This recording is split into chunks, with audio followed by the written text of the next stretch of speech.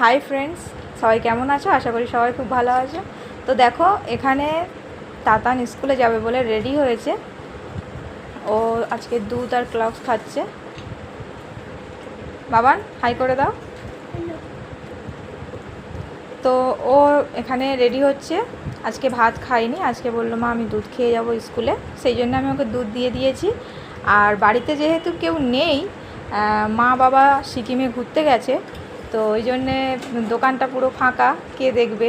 তোমার দাদাভাই তো স্কুলে গেছে, সেই জন্যে কে পাহারা দিচ্ছে দোকানটা সেটাই আমি তোমাদেরকে দেখাবো। চলো। তো এই দেখো, আমার মেয়ে এখানে বসে আছে, দোকানটা পাহারা দিচ্ছে। আমি বললাম এত রোদে তুমি বসে আছো কেন? তো কিছুই বললো না, রোদ থেকে উঠে আসলো না। এত রৌদ্র, কত রৌদ্রের তাপ দেখো শুধু বন্ধুরা, তবুও বসে আছে।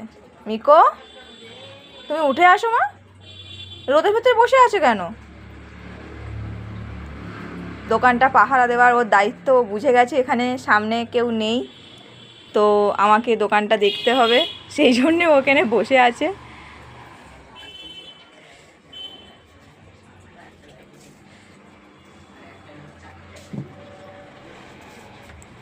মা তুমি উঠে আসো, আসো। ঠিক আছে বন্ধুরা, টাটা, আবার দেখা হবে কাল।